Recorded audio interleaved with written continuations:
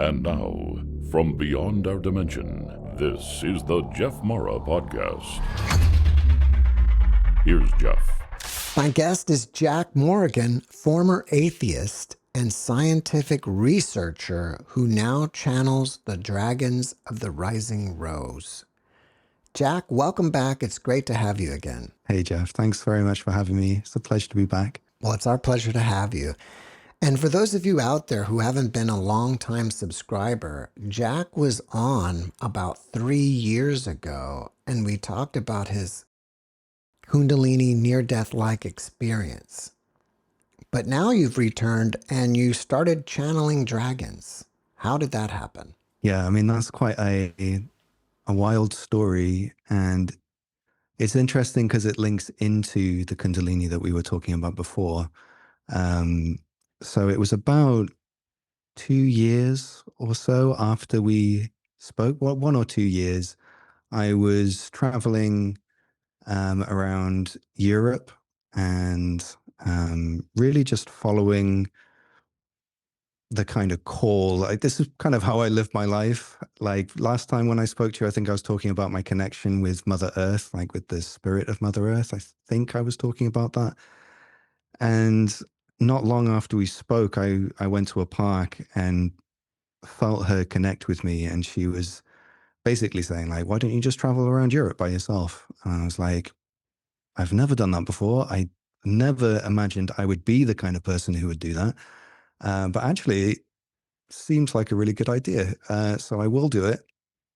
And that ended up taking me to Sicily, just by chance. Like, I was just looking on Google Maps for somewhere to go, and I had a look at Sicily and found out that Mount Etna is there, which is the largest active volcano in Europe, I think. And I was like, I've never been to a volcano, and like, I would love to go to a volcano. Anyway, despite everything that's been going on for me that I was telling you about in my last interview with you, like, I'm not like that far out there where I was like into dragons or anything. Like, I didn't think of myself as that kind of a person. But when I got to Sicily, there were all these signs like started appearing. Like, I had a call with somebody who was like an energy worker, and she was kind of saying to me that she could see a lot of dragons around me. And I could feel the energy as she was explaining this to me, and it felt like this really big opening, which for me is like always a sign that something deep and true is happening. So it was kind of like a nod of truth. And I was like, oh, I feel like everything that I do at the moment is already strange enough. Like, do I have to add dragons to that as well now? And after I had the conversation with her, I went outside, and there was like this rainbow across the ocean. And it looked so beautiful, but I was like, I never normally see that. So I ended up going up Mount Etna. I originally was going to do it the moment I arrived, but there were some delays. So I ended up going up on Halloween, which, like, for any of you interested in kind of the seasons and everything, that's typically said to be this time where the kind of, what do they call it? The veil between the worlds is thinnest. So I go up to the top of this volcano, and I knew I was supposed to do a ritual there, but I didn't really know what. So I have this feather, a crow's feather from England, and I just placed it into this circle that I made in the volcanic rock. And I started speaking this language that had come to me a couple of years before. It almost sounds like a nonsense language, but every time I spoke it, I would just feel calm and kind of empowered. So I spoke that into the volcano. I recorded myself doing it, and I sent the video to a friend of mine, and she was like, oh, I know that language that you're speaking. And she sent me a YouTube video, and it was this guy, and he was talking almost exactly the same. And I was like, how is that possible? Like, this is just something I made up. And the title of his video was Dragon Light Language. And I was like, whoa, this is crazy. And then I get back to my apartment, and it kind of dawned on me that I've just gone up an active volcano on Halloween and spoken the language of dragons into the volcano while doing a ritual. And then it was like being hit with a wall of energy. Like it just like kind of rushed towards me. And it was the first of the dragons of the Rising Rose connecting with me, which took a little while for my body to adjust to. Like anyone who's worked with these beings probably knows they're pretty high energy beings. But over the course of like a month or two, like a full, almost like family of dragons introduced themselves to me. They call themselves the Dragons of the Rising Rose. Each one is connected to one of the chakras of the human body. There's one for all the colored chakras, and then there's a black one beneath and a white one above. And they say that they are like almost like rivers that flow out of the cosmic chakras. So at the center of the cosmos are chakras, just like in our body. And those chakras flow energy out, just like the energy meridians of our body. And the dragons are like those energy meridians. They're just like a river or an artery that flows out of those central places. And they told me that they've returned to humanity because they want to usher in something that they call the Great Return, which is the reunification of humanity with the cosmic family, including them, but also many, many other beings. It's kind of, sometimes they describe it like if you clench your fist, like you cut off the blood supply to your hand, and you can't feel what's happening inside your hand because your hand goes numb because the blood supply has been cut off. But if you relax your hand and let it open up, as you relax, the blood flow returns to your hand, and then you can feel your hand again. It's like the hand has become reconnected with the rest of the body. So they're saying that humanity is in this state of consciousness, which is a bit like a clenched fist, and it's starting to open. And as it opens, the flow returns, and they're part of that flow. Did the dragons ever communicate to you that they existed here physically at one time? Yeah. Yeah, they keep revealing stuff, little kind of drip feeding me bits of information. But yeah, one of them has said that, been very clear about that he was literally incarnate as a physical dragon being during the time of Lemuria. He also said that he had incarnated as not quite a human, but like a humanoid being. And he was a kind of like a spiritual leader for one of their communities. He helped guide the evolution of their spiritual direction, which was an interesting story because he said that he wanted to experience like the fragility of our type of life. And so he had a newborn child in that lifetime who became unwell. And he tried everything that he could to make this child well, and nothing worked. And they ended up losing the child, and he had to go through the grief of that. So from the way that they speak about it, dragons and humans have been intertwined with one another for a very, very long time. And I think even just common sense kind of shows that that's probably true. Like if you look at all the different societies that exist around the world, there are all of these societies that were disconnected from one another who have dragon myths. Like why is it that this same kind of being is being like etched into stone by ancient people in cultures that don't have any contact with one another? It kind of suggests that there might be an actual truth to it. You were a former atheist. Did the dragons assist you in having a connection with God and made you into a believer? Ah, that's a nice question. Yeah, I was an atheist, which is funny to think about because my view has changed so much over time. I was a a fervent atheist. Very, like, I thought that anybody who believed in spirituality was stupid. Like, that was my honest feeling about it. But then I started having these awakening experiences. I think I told it to you last time with like Eckhart Tolle, and like it's just experiencing this inner silence. And then that eventually kind of evolved into a realization that God is real, which was a wonderful thing to remember. Like it just kind of gave a lot of comfort and ease to myself. Because even when I was atheist, I was like, I wish I wasn't. Like I don't want to be, because I know that like people who believe in a higher power have a nicer time. Did the dragons play a part in me kind of the dragons didn't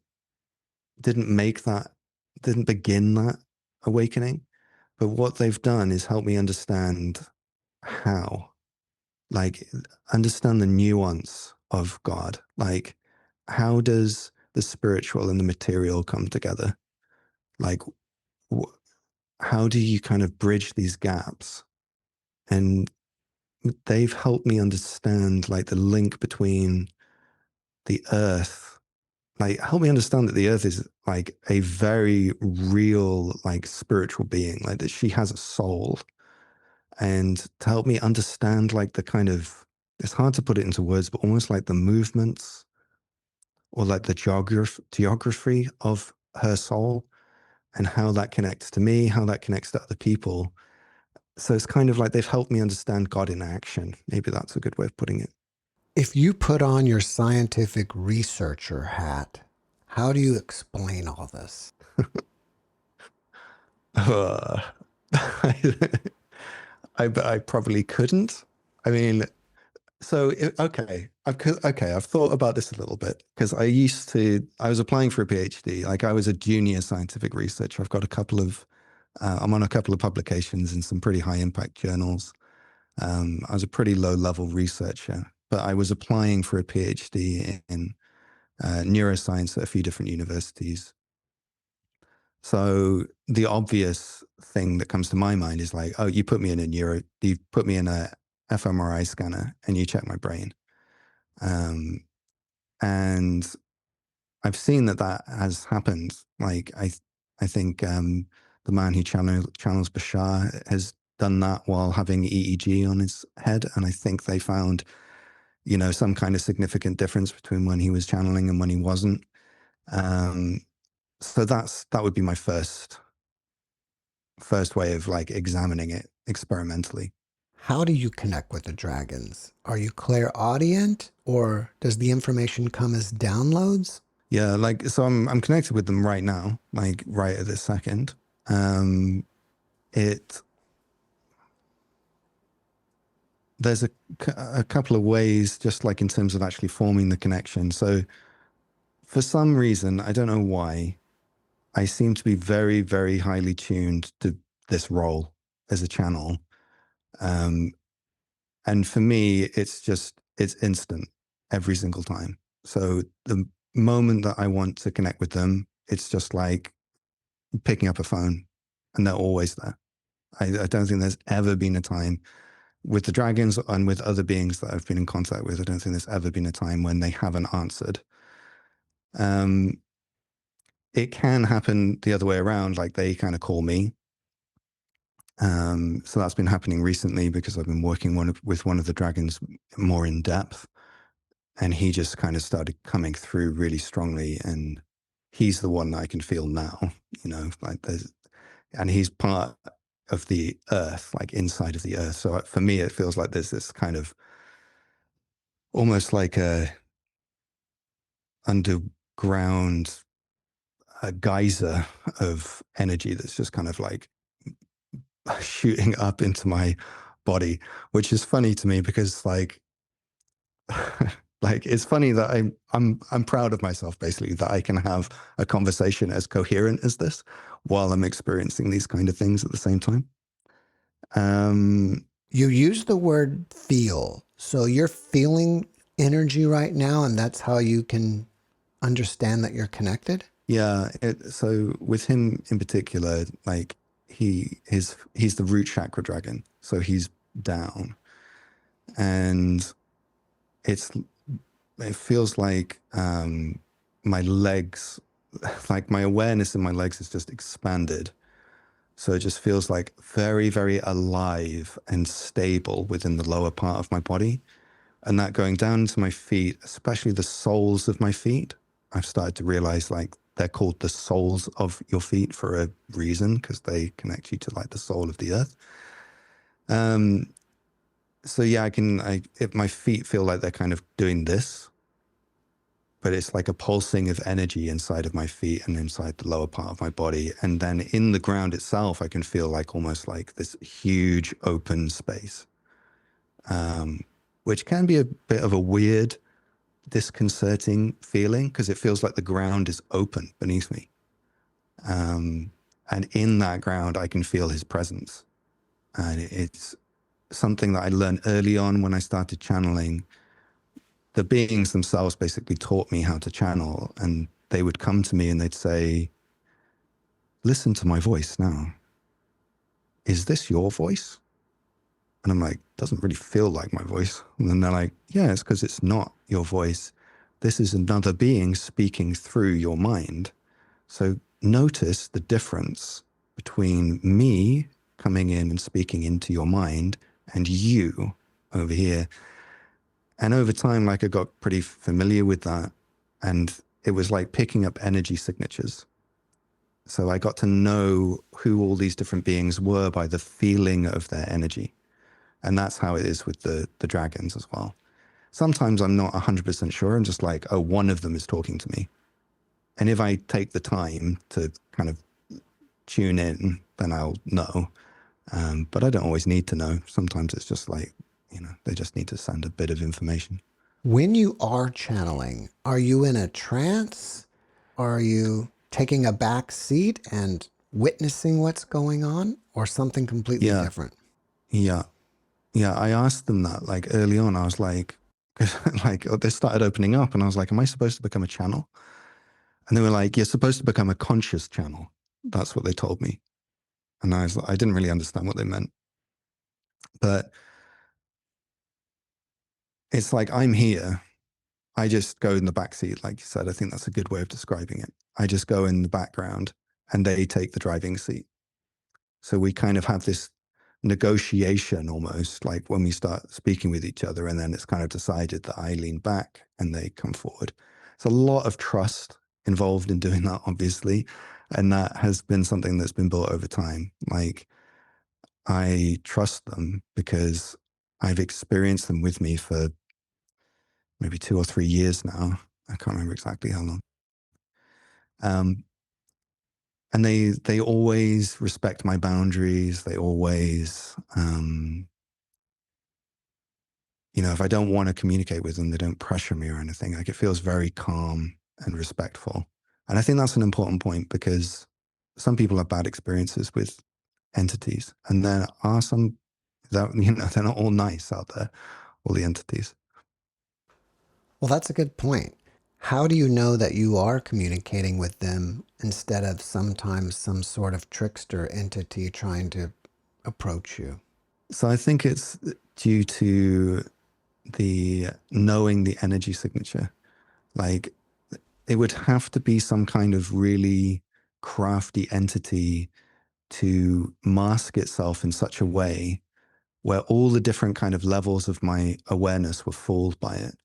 And that's not beyond like the realm of possibility. Like, I'm someone who tries to stay pretty grounded within all of this, and never say never.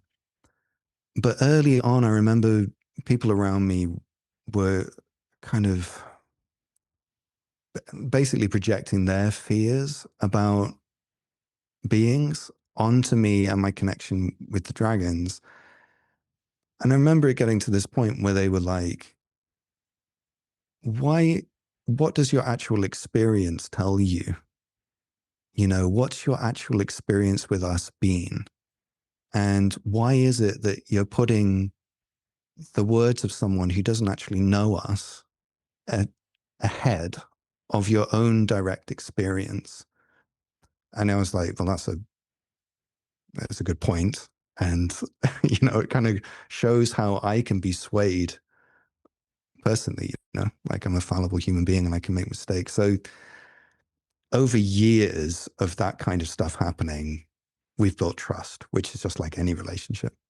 If I don't make this question or I don't ask this question, you will see in the comments that what you're doing is demonic and that you are communicating with I know. demons. How do you answer that? Yeah. So I know that that's something that people say, like it happens every now and then. How do I answer that? Well, there's a few different ways. One of the things the dragons have said is that dragons have been vilified throughout European history. So if you think of the way that the dragon is depicted within Christianity, it's linked to Satan. Like sometimes he's called the dragon, and King George, not King George, Saint George, like slayed the dragon. And to me, what it is a fear of our own primal instinct that is strong within Christianity, but it's also strong within other major spiritual traditions. And you can see that there's this kind of disconnect where a lot of religions will look upwards in order to find their divinity. And they'll look at the earth as something negative that needs to be escaped from. Like you have to free yourself from the earth. I remember some Christian monk referring to the earth as like, oh no, he referred to the body as the wretched body. It's like, and you have to forsake the world. That was what he was saying in order to find God. And it's like, well, what if that's mistaken? Like, what if the earth and the world and the body are actually holy, and that there's been some mistakes that have kind of wormed their way into human spirituality? And maybe that also kind of ties in with the dragons, especially, I've just been talking about an earthly dragon. It's the root chakra. It's below. It's connected to the world. So I can understand that if someone is strongly connected to a spiritual tradition that vilifies the earth, that they would also project that onto dragons. I know that these beings are not negative or satanic. There's not much I can do to convince somebody who is certain of that in their own mind, and, it's been a lesson like in kind of acceptance, I guess, because there's a part of me that wants to fight against it because like it hurts to hear people say that. It's like you're telling me that you think my child is satanic or something. It's like that does not feel nice, and I want to kind of clear their name. But I also have to accept that if someone is really, really wants to believe that, then what can I do? There's not much I can do to change their mind. How have they positively affected your life? Man, like, they predicted me meeting my partner, who I'm with now. They told me that was going to happen. They told me to move into this apartment that I'm in now. They helped me find it. And I was, if anyone's tried to find an apartment in Berlin, it's a nightmare. It's so, so difficult. But they found me this place and I love it so much. And I remember I didn't want to move in here because it costs more than I was like originally willing to pay. But they were like, no, this is the apartment. You need to move into this apartment. And I was really struggling with it for like a week. And then I came to meet the people who I was renting it from, and they were absolutely lovely. It's like we'd known each other for years. Like it just happened. It was so effortless. And then I was sat outside this cafe, and the black dragon was talking to me about the energy ley lines of the earth. And obviously a lot has happened in Berlin, like that's affected world history. And what he was saying was like, that is connected to the energy ley lines here and it ripples out. And all the major cities around the world are like, they're like cells. And the center of the city is like a nucleus. And this apartment is in the center. And he was like, the center, if you notice, like if you compare the center of Berlin and the center of London and the center of New York, they're similar. There's a kind of similar energy in all of these places.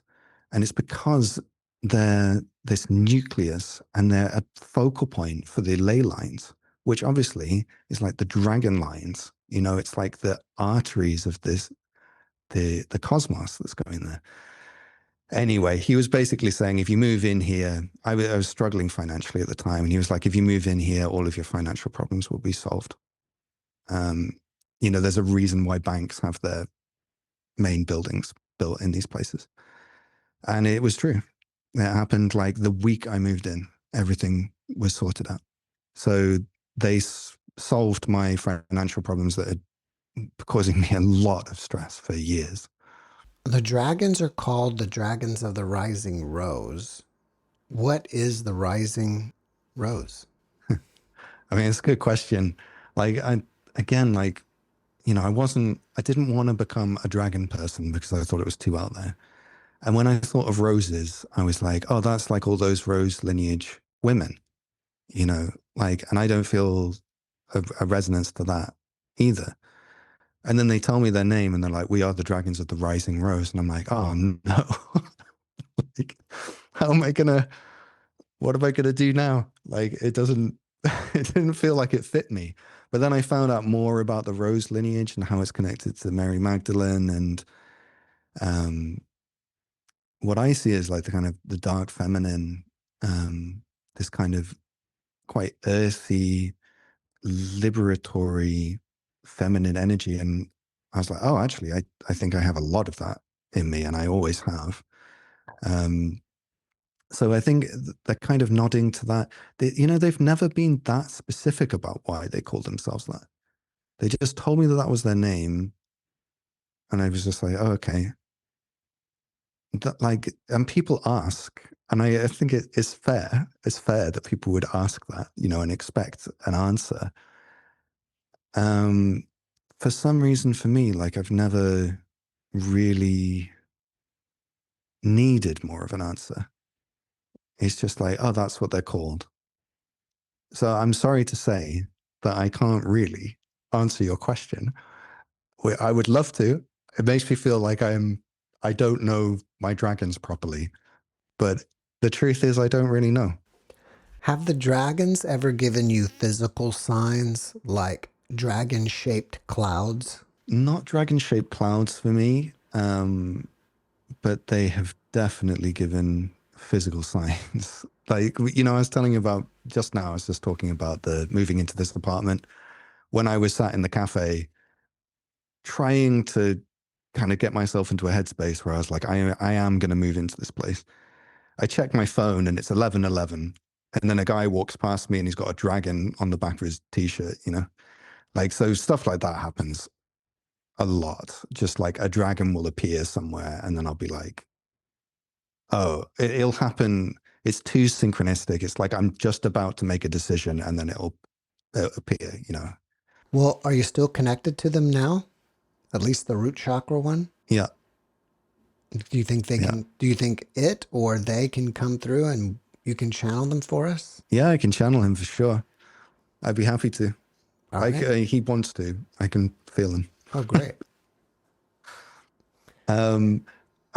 It's difficult for me to kind of switch in and out when I kind of go into the channel and when I come out. So I wonder if we can kind of finish up everything that you want to ask me. Is that possible? Like, so that I don't have to do too much flipping back and forth, although maybe I can. Maybe I can do it because it would be nice to say goodbye to you at the end. Well, maybe I'll ask the channel a handful of questions, then I'll say, that's all I have, and then you can come back and we can wrap it Yeah. up. Yeah. I think that'll work. Sure, yeah. So I'll bring him through. His name, I can't actually pronounce his name. Each of the dragons has a different name, which connects to a different land.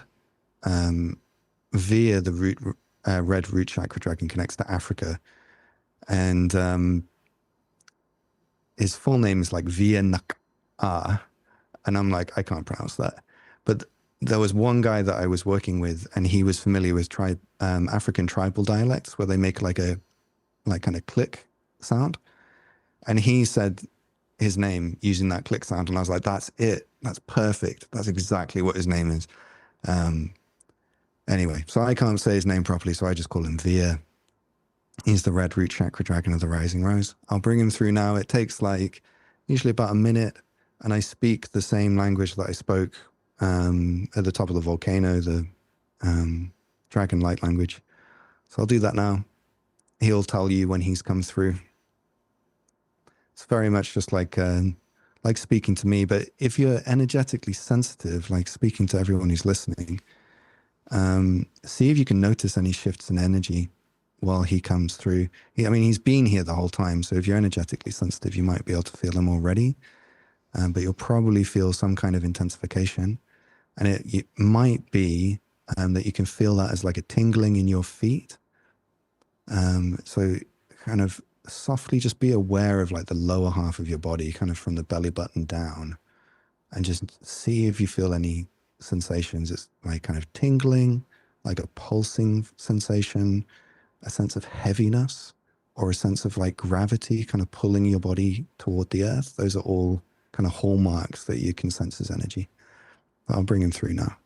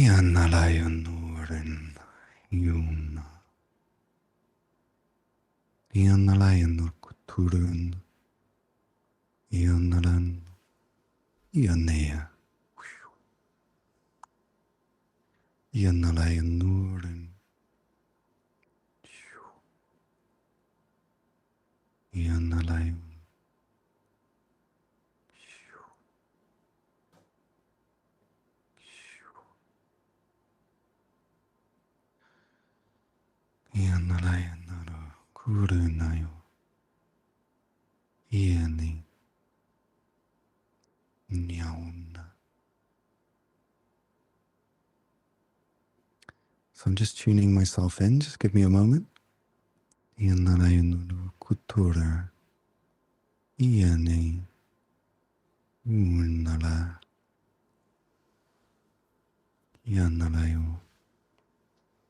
going to keep Jack's eyes closed for a second while I'm opening up the channel, but I'll open them in a little bit.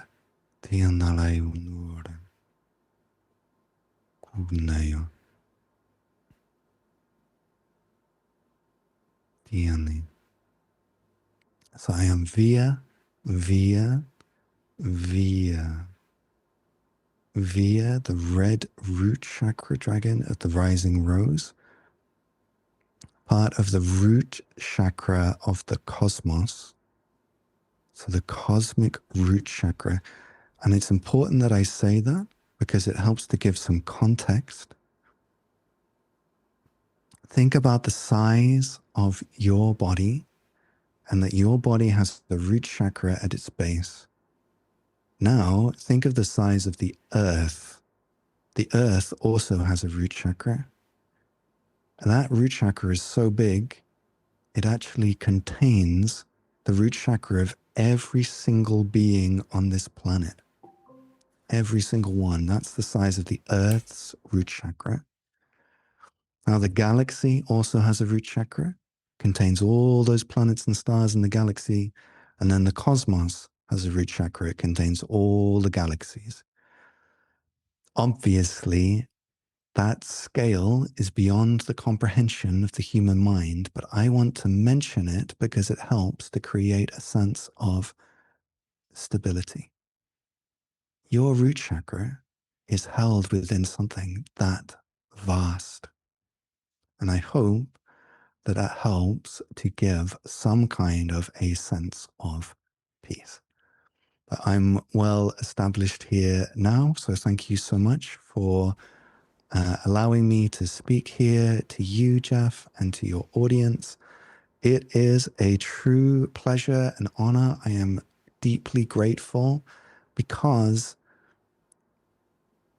it is pretty rare in this time that I am given the opportunity to speak through a human being to a human audience.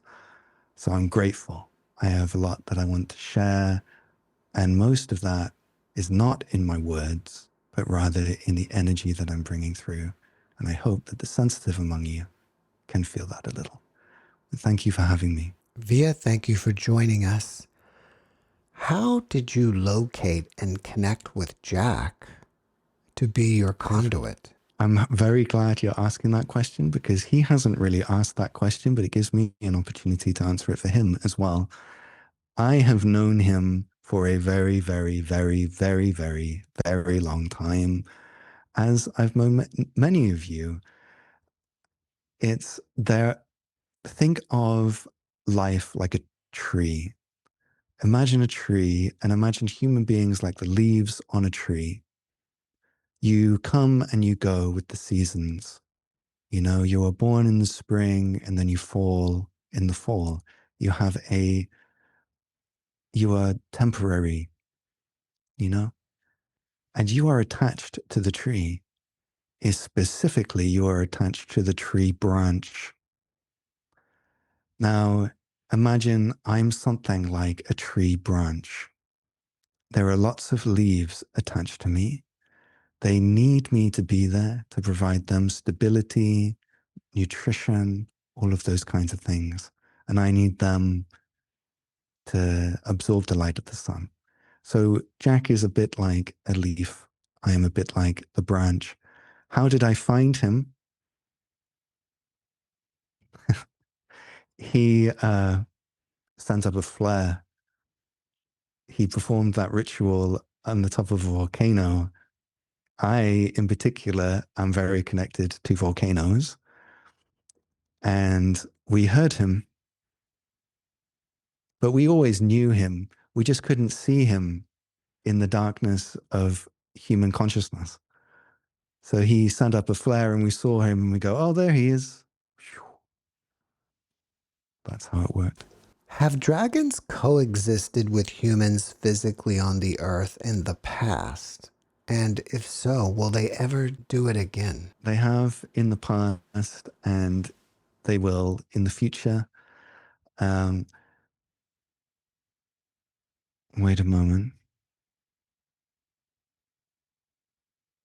So I explained to Jack that I was there during the time of Atlantis, although I wasn't physically embodied on the earth at that time, but I was working with the Atlantean priests. We were, I was in a different realm of existence. They are in the physical, and we were working together to kind of create bridges between these worlds to help the growth of the energetic architecture of the earth, the evolution of Earth's consciousness. It didn't go well, but how will things go in the future? Humanity has been in such a state of consciousness for such a long time where things are very dark and hidden, where you experience yourselves being separate from the universe, separate from one another, separate from the world. You've been in this for such a long time that your culture has evolved out of that state of consciousness. It's an expression of that state of consciousness. Very few of you have the ability to see beyond that, to even imagine a possibility beyond that, which is completely understandable because how would you? If you'd been born and raised in a cave all of your life, how would you believe that there was an outside world? How could you even imagine what that would look like? But the thing is, humanity is on the precipice of a massive shift in consciousness. You can see it around you. The fact that your channel exists at all is evidence that there is a shift in human consciousness happening. It's like humanity is like the bud of a flower, closed, its petals are closed in within itself, but you are unraveling. The petals are falling open.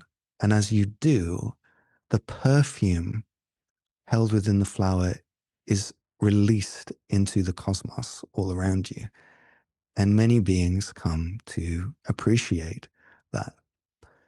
Now, as your consciousness opens, it will become more and more easy for us to interact with you.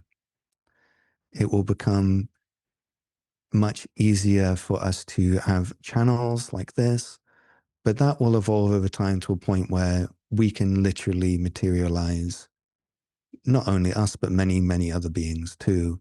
And that's what we refer to as the Great Return. It means that humanity is once again linked to the cosmic family, that we will be embodied with you.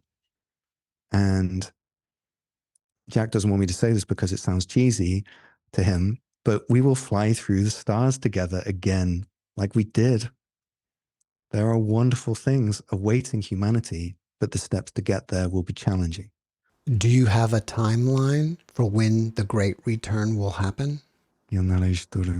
This is a difficult one for me to channel through because Jack is quite skeptical and he doesn't like us to make predictions through him. It's there are many benefits to his skeptical mind and his former scientific training and things like this. And formerly atheist. One of the difficulties is that some information he blocks, and as yet we're unable to bypass those blockages. So we're not able to give predictions through Jack, unfortunately. You just said that you can't give predictions, but can you forecast what's coming in the future for humanity, at least the near future? Just give me a moment.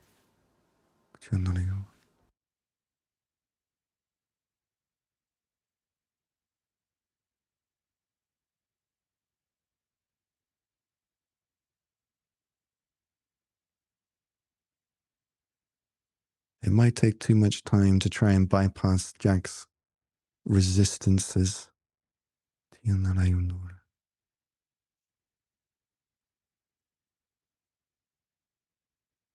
I can do it. The best that I can do is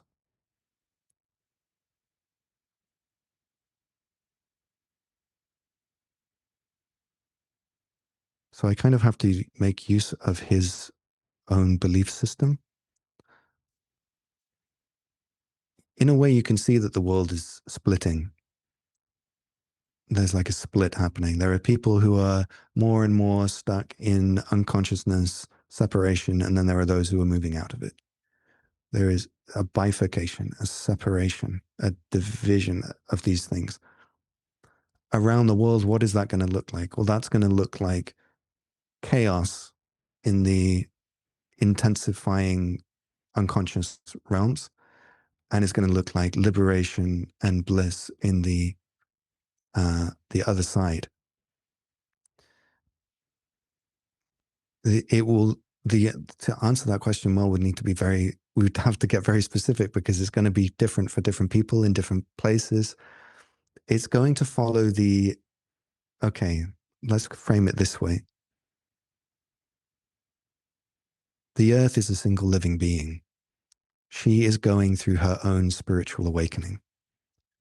Many of you listening to me now will also have gone through or are going through a spiritual awakening. And therefore, you know that it has ups and downs, highs and lows.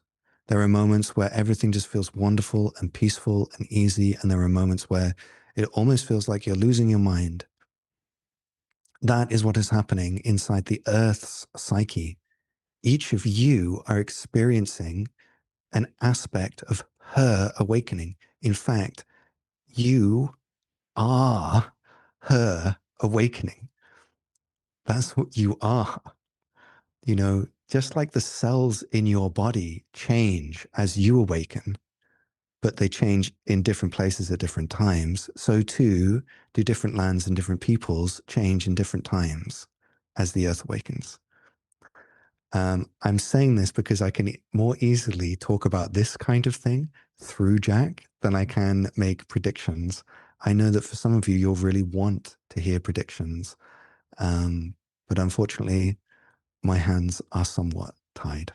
I understand that Jack doesn't want to make predictions, but can you see in the energy if there's anything that we need to get prepared for?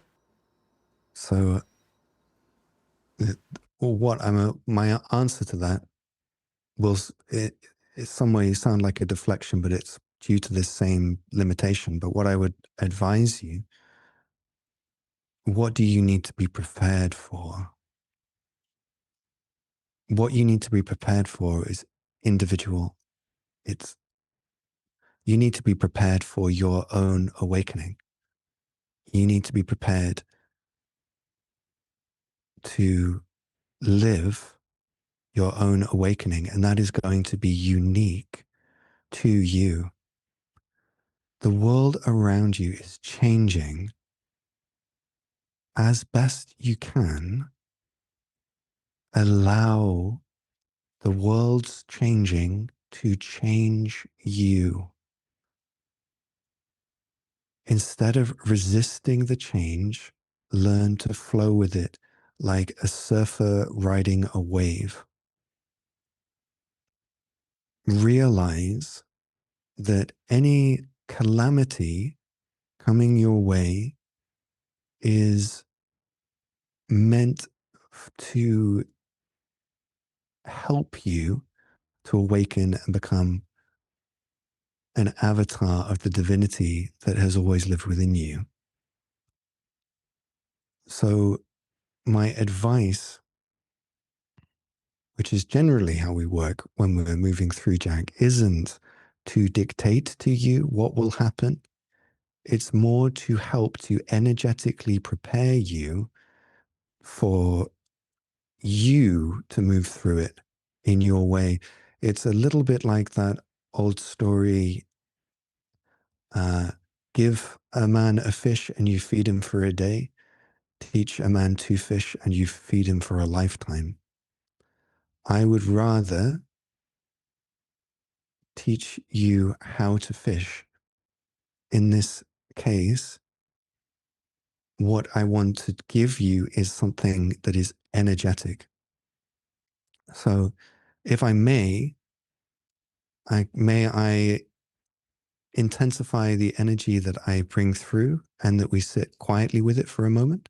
I may say a few words, but this is really how I teach and what I have to share, much more so than the intellectual level. Is that okay? Sure. Thank you. What I'm doing is I'm connecting Jack's root chakra with the root chakra of the earth, and I'm holding it open from the root chakra within the cosmos. They are all connected, moving together like a spiral. What I'm doing is opening this connection and amplifying it so that his body becomes like a beacon, like in a lighthouse, so that the root chakras within each of you may be able to feel it. And I welcome you, if you feel open to it, to see what this would feel like for you. If you do not wish to, then you do not have to. This is an invitation. It is purely optional. And I send this out to your root chakras so that you may open and reconnect more easily with Mother Earth. Your connection with Mother Earth will aid you enormously through any of the changes that are more challenging over the coming years. It's like having 100 times more capacity for the shifts that are coming. If you really connect through your feet into the earth, you become more able to move with the world and move with these changes. Things become easier. And then it doesn't matter quite so much what the changes will be. What matters more is how connected you are to the living world beneath you, knowing that she is there, loving and supporting you, no matter whether you are moving through the highs or the lows.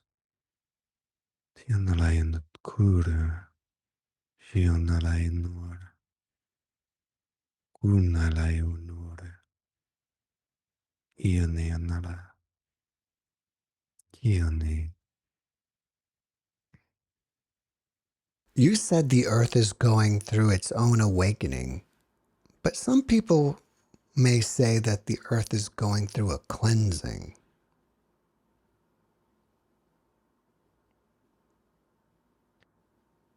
What difference would they mean?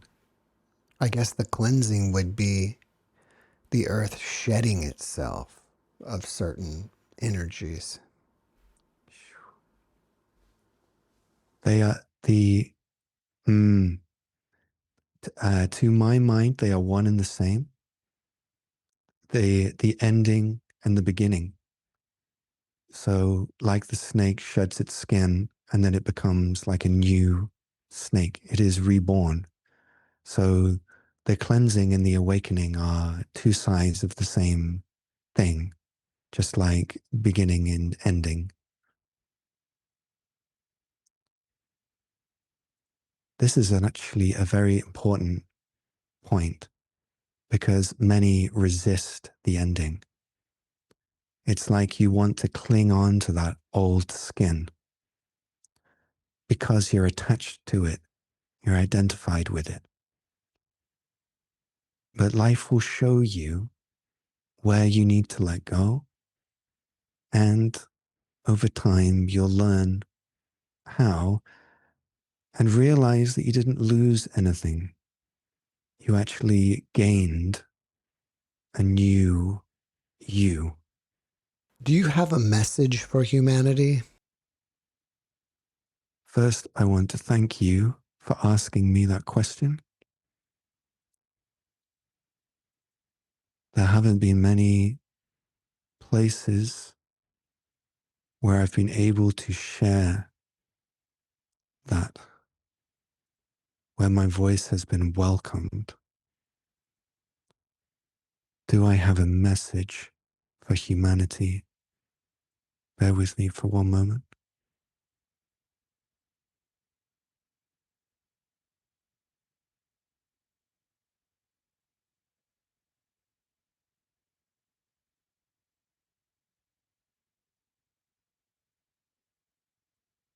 Many of you feel unsafe. You have struggled through challenging life. Sometimes the future seems bleak. Sometimes the world and the universe seem like a frightening and hostile place. I'm here to remind you that no matter who you are, no matter what you've done, you are loved, included, and protected as a divine child of our living cosmos. There is a wealth of beings beyond your comprehension who lend you their support. You do not go through your challenges alone. And know that the deeper you awaken, the easier things will become. And eventually, the whole of humanity will move through into the new earth. Some people say that the earth will split into two realms, and some people will ascend with one of them, and some people will stay behind with the other. Do you see the same thing happening? I'm cautious to use this language and terminology because I don't want you to create division between yourselves. Um,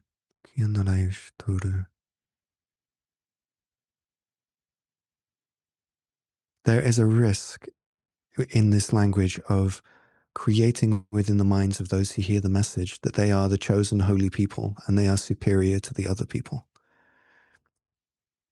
And that is not the case. And I do not want to encourage the creation of that belief, even small, within the hearts and minds of those who listen. Instead, I would rather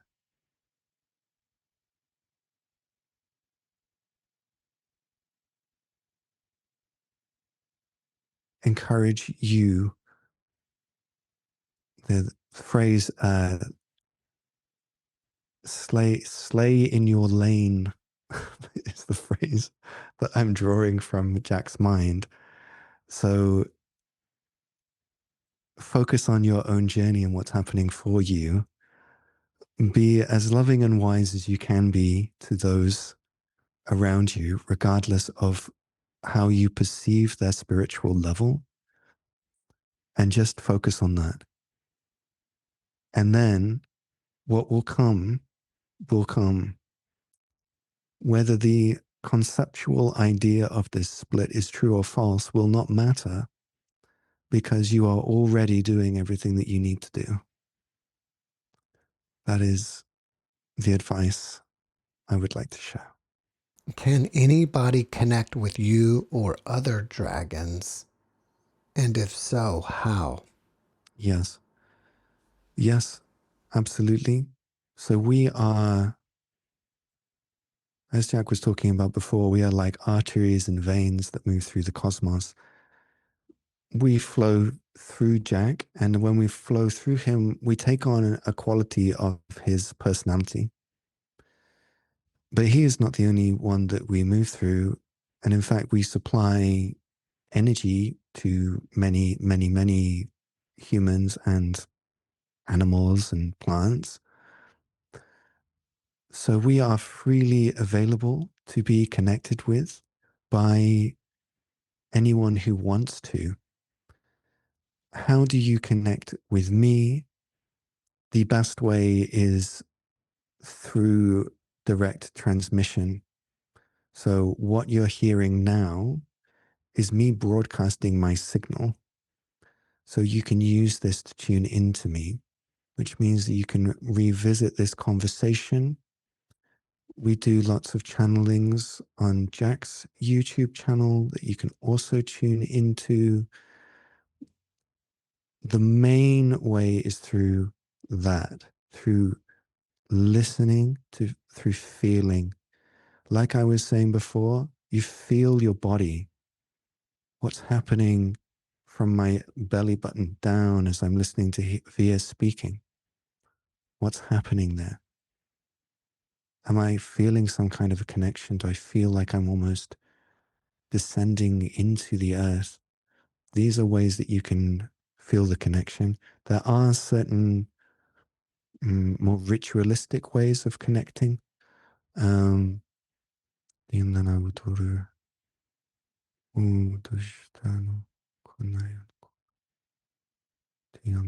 I'm just downloading it into Jack's mind because he doesn't use these ritualistic means to connect with us.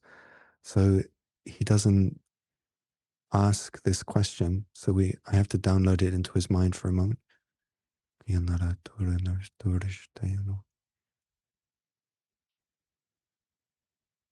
For me, connecting with me, trees and rivers are excellent places to go in nature when connecting to me. If you listen to me being channeled, like if you re-listen to this interview while you are by trees and rivers, the roots of the tree will help you to connect with my energy. Likewise, the flow of the water and how the waterways move underground can help you to bring your mind into the earth and into connection with me more deeply. Red stones, red flowers, red roses, these are all things that you can hold in your hands and focus on as a way of helping to amplify the signal. Also, you can explore in your own way, experiment. Ask yourself questions. What could help me to connect with you via? See if your mind gives you an answer. See if your body gives you an answer. Learning your own way of doing this will serve you very well. In fact, that's really one of our goals in working through Jack. It's to help you to have the type of connection that he has. So you don't have to rely on him for answers. He has sort of opened it for you so that you can then find it. What can we do to raise our frequencies and become our best selves? I'm going to mirror advice that has been given by mystics throughout human history. Oftentimes when a mystic is asked what is the quality that is most necessary in order to reach enlightenment, which is what I would say about you wanting to become the best version of yourself, the answer that they often give is honesty. So what they mean by that is just to be very honest with yourself about who you are. And I would add to that to be deeply accepting and forgiving of everything that you find. No one in this world is perfect. Everyone has their own individual fallibilities, their own negative qualities. And really, that's what is being spoken about here when we're talking about honesty. To have the honesty and the humility to see yourself as you truly are, warts and all, and then to accept what you find, even if you wish it wasn't there. This will set you free because the darkest places within you are the seeds of your potential. When the light of your loving and accepting consciousness touches the darkest parts of you, they are alchemized, they shed their skin and are reborn. Fear becomes courage, pride becomes humility. All the things that you fear about yourself are the greatest things about yourself waiting to be born.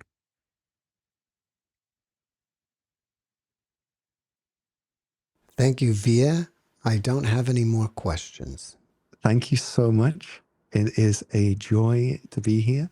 I feel a bit like I've been let out of the box, like I have been allowed to be here and share myself with you all. As I see it, you all are my brothers and sisters. I might be like an older brother, and I have a role to protect and guide my younger siblings. It is an honor and a privilege to be here with you, and thank you so much for giving me the opportunity to speak with you and your audience. I'm going to go now and let Jack return to the driving seat in this body, but I'll still be here in the background. So thank you very much.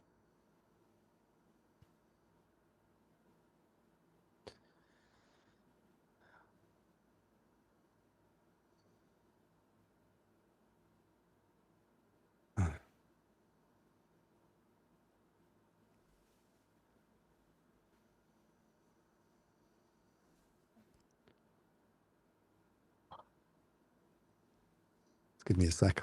I'll be... Ooh.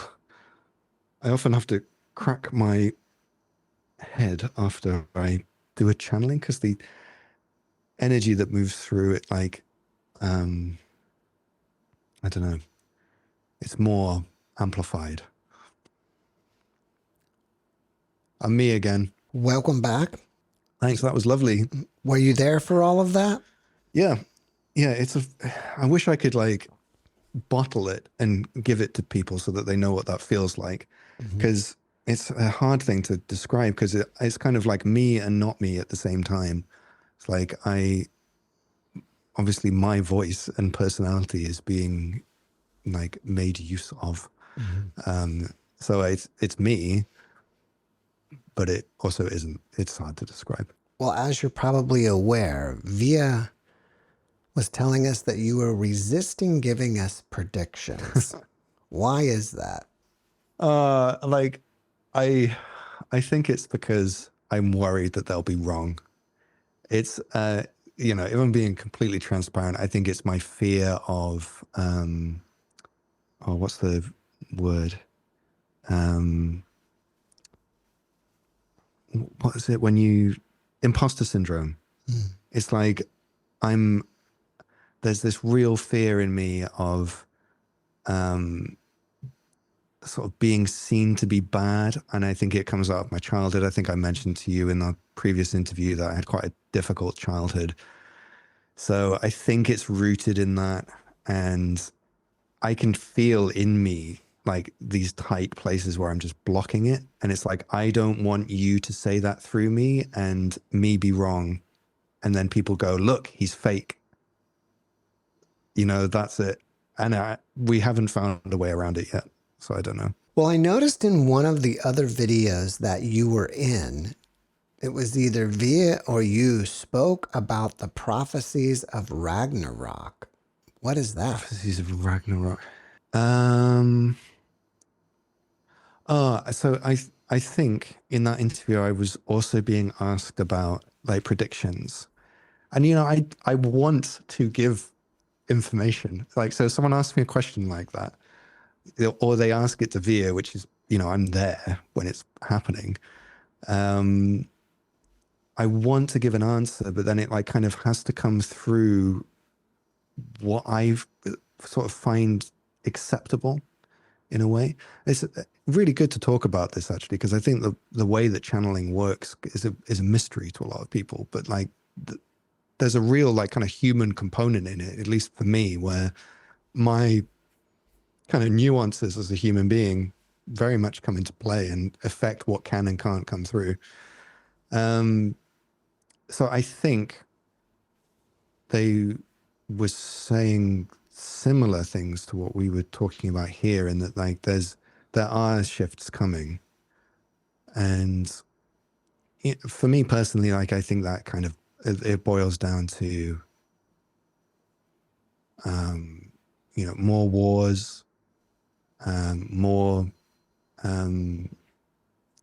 natural disasters, possibly economic collapse. Like I don't know any of that for certain. That's just kind of my own impression. Like maybe that kind of stuff is coming, but I don't really want to talk about that and scare people. But at the same time, like I think maybe we need to be prepared for that. I assume the references to Ragnarok were a little bit about that, but like Ragnarok in general, like that whole theory of the end of the world in Norse mythology, like I think is quite misunderstood, because they spoke about many Ragnaroks. Like they weren't saying that like there's this one event and that's it. they were saying that throughout human history, these events happened many times, and they happen when we become separated. So like, looking for divinity above and not from below. Like they had very specific like prophecies about that, where if we disconnect from the lower part of our psyche as human beings and we just try and go up, it creates this kind of disconnect within us that creates pressure that triggers a Ragnarok. That's kind of, which is just like an ending beginning cycle. It's not something to be terrified of. Via mentioned being or working with Atlantis, and I wish I would have Yeah. followed up with him. What happened to Atlantis? Have you Oh channeled man, that before? he's told me some specifics. Um, like so, there's just like the kind of the way that I work generally. It's less about intellectual information; it's more intuitive. So he came to me very strongly about a year ago, and he just started explaining that there were these schools of magic basically within Atlantis, which linked in part to dragons, and that he was one of the dragons who was involved in this, and that they were helping to like maintain the energy flows within Atlantis and within the world. But there were elements within Atlantis that were kind of corrupt. They're basically using all of the knowledge that they had been given by really the universe for self-serving ends, a bit like a cancer. Um, so it was brought to an end, like the cosmos itself, like almost like like an autoimmune reaction, wiped out Atlantis. But from working, like from him flowing that information into me, I started getting like memories coming back to me. And I remembered this, I don't know if it's like a perfect, whether this literally happened or whether it was just my mind trying to make sense of the energy. But I remembered being sat on top of this pyramid in like an island in the water, and like seeing these huge like tsunami waves like coming in, and the sky was on fire. Oh man, like it makes me emotional talking about it. And it's the skeptical part of my mind is like, this doesn't make any sense. These are, this isn't real. But then I'll start having these strong emotional reactions. But anyway, like I wasn't even human in these memories.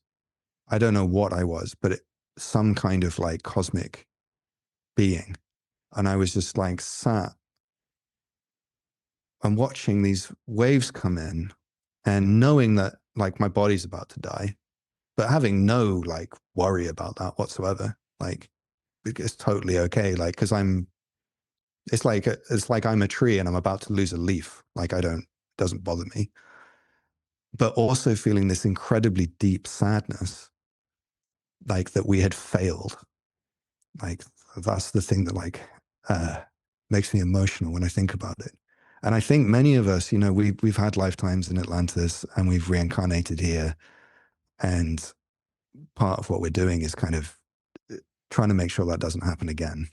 Your YouTube channel is called My Rising Rose. What kind of content are you posting there? It's a lot of it is me doing channelings with the dragons. I think all of them.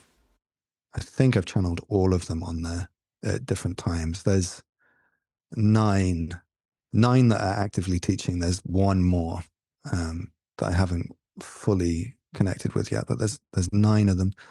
I'm also doing goddess channelings. So before I even connected with the dragons, like I was connected with a few different goddesses, the Morrigan, Hela, Kali, and Sekhmet, who came in recently. So there's a few of those on there as well. But I also try and do like videos that are just me, you know, like I think sometimes we can over focus on the kind of fantastical side of things. And I think it's really important that we stay grounded and just like integrated as a human being, you know, like we don't have to, it's tempting sometimes to use spirituality as a way of escaping our ordinary humanity. So I try and put some videos where it's just me talking about kind of being human and what I think about modern spirituality and the scene, the spiritual scene, sharing things that I've seen kind of behind the scenes. Those videos don't tend to do as well. I think people prefer the the dragons and everything. I hope at some point maybe it balances out, but you know, at the moment it doesn't. What is your website if people want to find out more about what's going on with you? So we've just created a new one. So the old one was myrisingrose.com. That's where we were doing the dragon courses initially, but we've just switched over to a new provider, which is jackmorrigan.com. That's where you find it. And that's where we're putting the Dragon Library. So that's like a collection of pre-recorded courses that are channeled. So we're just about to launch one with Via, which is called Ground. And I think some people might see that and think, you know, it's about taking off your shoes, walking on the grass and hugging trees, which is obviously a form of grounding. But really, like what he's all about is descending our energetic roots into the earth and reforming a, a real connection with Mother Earth. Like you can feel it in your body and there's a real flow of energy and support. Like, so that's what he's doing there. I think that's everything. Jack, before we finish up, can you leave us with a last positive message? Right. So, you know, I love nature, and I'm sure many people listening to this love nature. And I bet you can think of a time where you've looked at like a beautiful mountain or just looked over the ocean and your mind has gone completely silent because you're just in awe of how beautiful the thing that you're looking at is. What you're looking at is you. Like you are the earth and you're looking at yourself. It's the earth spirit looking through your eyes at the earth. And you're experiencing your own love and appreciation for yourself. And don't forget that. Remember that. Jack, thank you for your message, and thank you for coming back and being my guest again. Thanks very much, Jeff. It's lovely to be here. Thanks for watching the JeffMara podcast. I really appreciate you. Another way to show support is through YouTube memberships. And if you do, there are loyalty badges and other perks depending on your level of membership. All you need to do is click the join button underneath the video to find out more. Thank you for your support.